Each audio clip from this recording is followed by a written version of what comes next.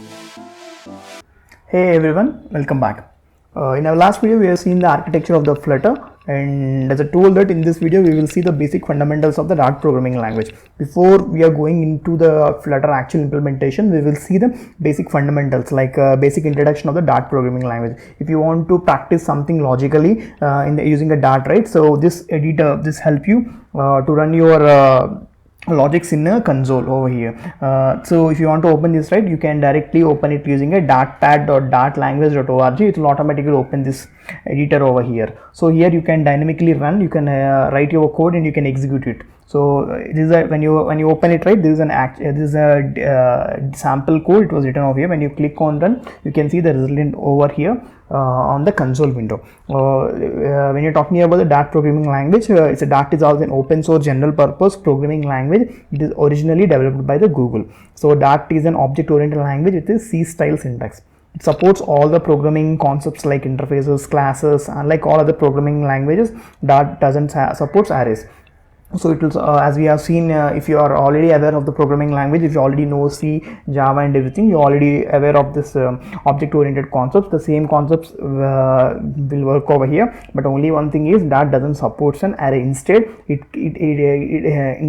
support collections, like the Dart collections can be used to replicate the data such as arrays, generics and optional binding, etc.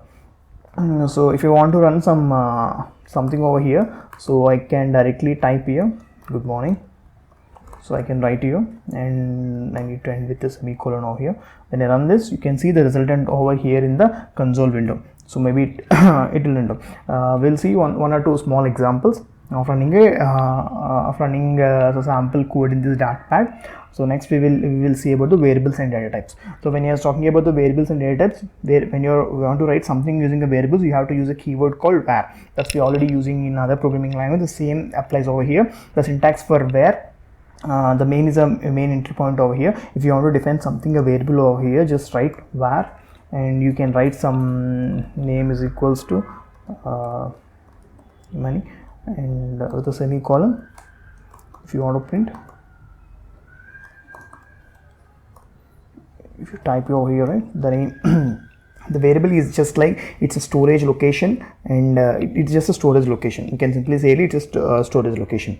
The next other things are, along with this, we can also use keywords to declare constants.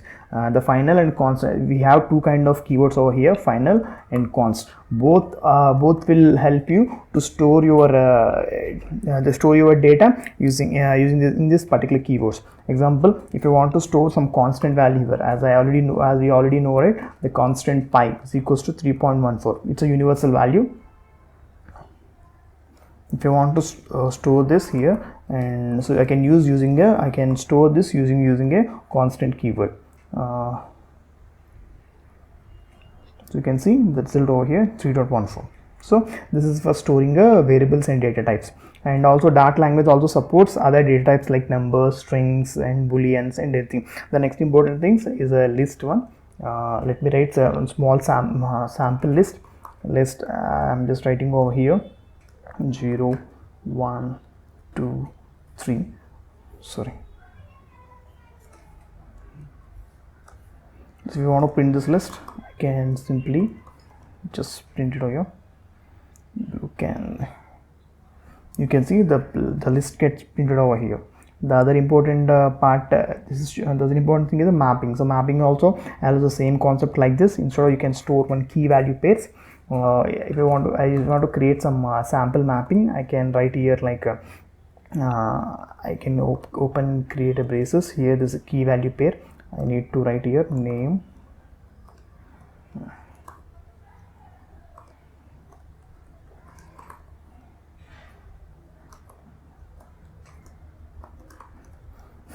and semicolon, and finally if you want to print this, you can simply write mapping here, and if you run this, you can see it will print, the mapping will print over here.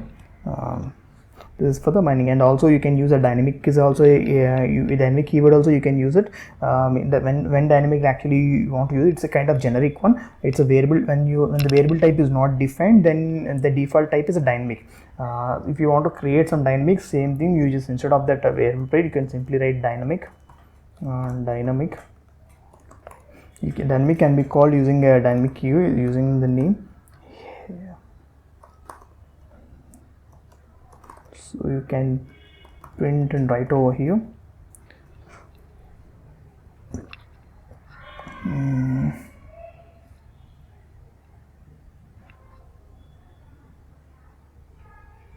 Okay, already I have used the name here.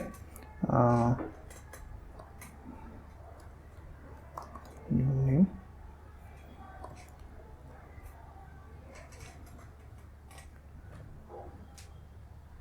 Okay, next we will see. So this is like I'm just showing here a sample code I'm just showing here. I'm not going much into it because we don't have that much time on this DATPad. Just only thing is we are just showing how we can do it like some basic programming concepts like loops, decision making loops, variables, and how we are going to use. We're just giving you just overall explanation how we can do this. So next we'll create one for loop over here.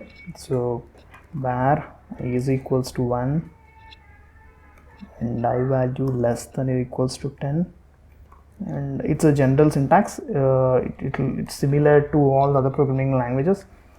Even it supports the same over here. If you can print here, you can see the loop iterates 10 times and it will print all the I values over here. So it will loop from I to 10. If you want to do some operation in the middle, if you want to do multiples of 2, if you want to get the multiples of 2, you can just simply, as already you know, right, it's just a sample one, and this is printing of the loop. The next part is a function creation. This is just creating iterations, and the next one is a function creation. If you want to create some function here, first you need to create that function. I'm just creating one arithmetic operation over here. So I'm just adding here int a and int b. So again I'm just creating one more here, and c is equals to a and plus b, and I just print the result. If I run this, nothing will happen because in the main is an entry point. Here we need to call those particular that function, and we need to pass our parameters here 5, 6. When I pass it, the resultant will be 11. You can see that resultant will be at the console window. So it's 11. So this is as I already told you, right? That is it's an object-oriented program. It supports all the object-oriented features like classes, interface, etc. So this is an overall this is an overall structure of the Dart programming language. It's just for your practical approach to make you understand how the language will be. If you are already aware of the programming concept, then you can skip this video. And in the next video, we will see the actual implementation of a Flutter project. So we will start with the Flutter project, and we'll see whatever the widgets are there in the Flutter and whatever fundamental concepts are there inside the Flutter. How can we build the application and what additional things we can able to do in the Flutter, we will see in our next video. Thank you. Hi, if you don't want to miss my upcoming videos on this Flutter tutorial, I request you to please subscribe. If you do really like this course, please comment, like and share.